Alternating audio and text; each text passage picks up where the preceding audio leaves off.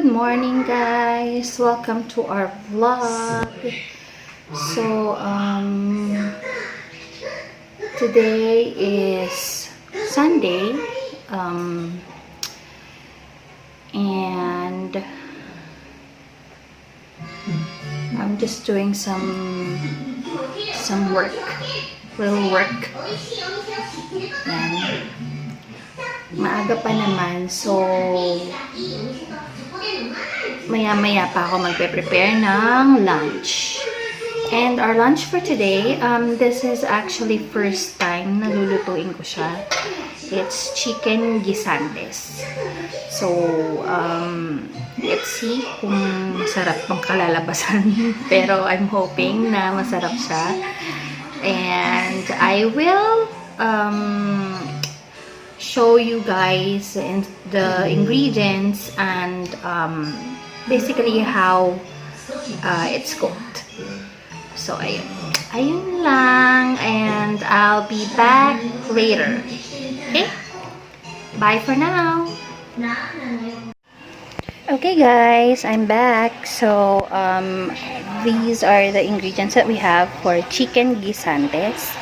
I'll show it to you one by one. So we have tomato sauce, of course, ang ating bawang, ating sibuyas, ang ating kamatis. We have chicken cube, salt and pepper, bell pepper. So kahit anong color, we have green. So ito yung ginamit ko. Of course, ang ating chicken, ang ating guisantes or green peas, and 2 cups of water.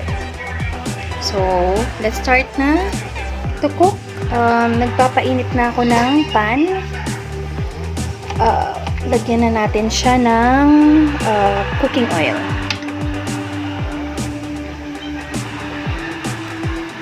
Okay. So, just the right amount.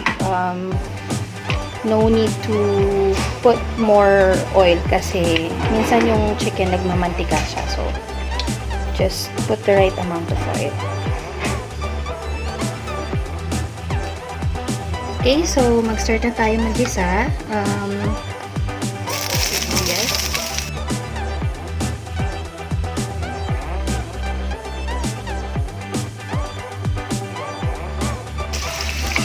Our garlic.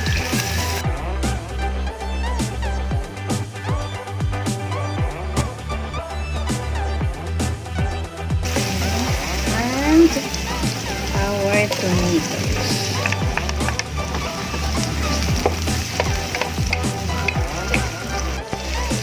Okay, so our tomatoes are cooked. You can now put in yung chicken. So I'm using chicken thigh and leg. So kayo, whatever part of chicken you prefer, pwede naman. Wala namang bawal. So, ang gagawin natin ngayon guys is papabrownin lang natin yung ating chicken kabilaan. So, balikan ko kayo. Okay guys, so medyo nag-brown ng konti yung both sides ng ating chicken. Pero it doesn't mean na luto na yan. So, hindi pa luto yung loob niyan. Now, we can put in our tomato sauce.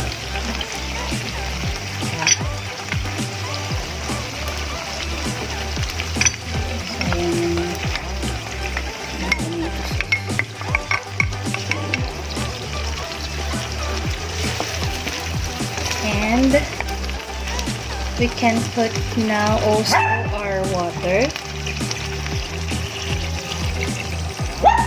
So, huwag nyo munang ubusin yung 2 cups of water. Check nyo muna kung mako-cover na yung buong chicken. So, pag ganun, pwedeng huwag nyo nang lahatin.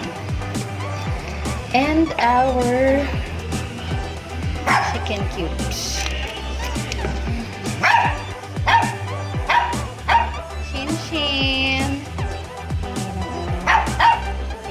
Ayan. So, let's just wait na kumulo to guys.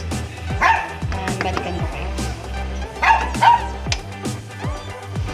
Okay guys, so kumukulo na yung ating chicken. Itarin lang natin ng konti. Okay, so while niluluto pa rin yung chicken guys, kasi medyo matigas pa rin naman siya, we can put in our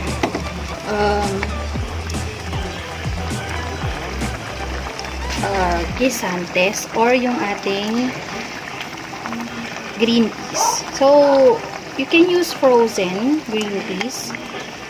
This one kasi is yung nakakan. So this is readily available in your sari-saring tindahan or sa mga supermarket. So mas madali siyang hanapin. Kasi yung frozen is sa supermarket mo lang talaga siya makikita. So ayan. And then let's cover it again. Let's go back pag malambot na yung ating chicken. Okay. Friendships. Ayan. Friendships kung ano-ano naman. Ayan, kumukulo na yung ating chicken. So, check ko kung malambot na. Konti pa. Konti pa siya guys. Hindi pa siya ganun ka-soft. Ayan. So, while waiting, pwede na nating timplahan yung ating pagkain. So, let's put in our pepper.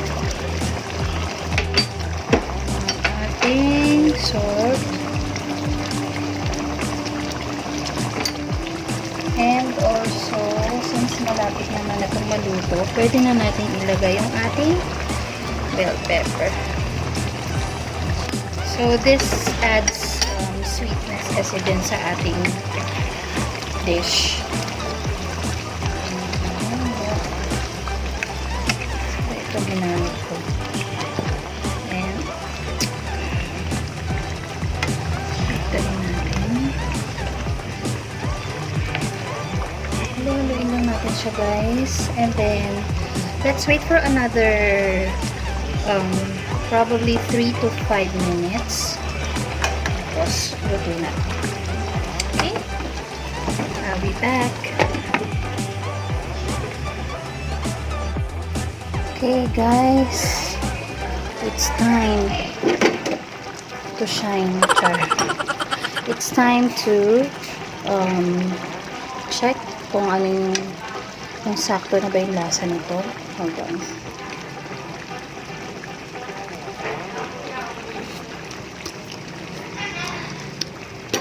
Sarap. Sakto guys. Napakagaling ko talaga. Ang galing mo pala dyan ah. Hindi ko alam ah. Ngayon may kayabangan to.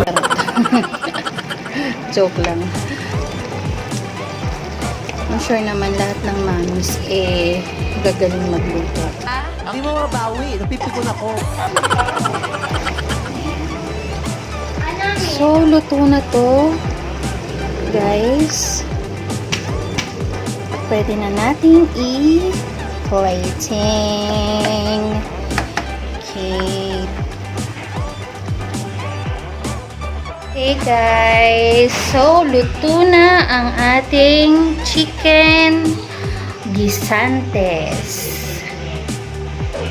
So, don't forget to like our video guys for today.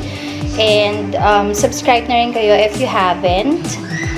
If there's any dish that you'd like us to try, please comment down below, and we'll try to do that for you. So, ayan guys, thank you so much for watching our vlog. Have a great day and see you next time. Bye!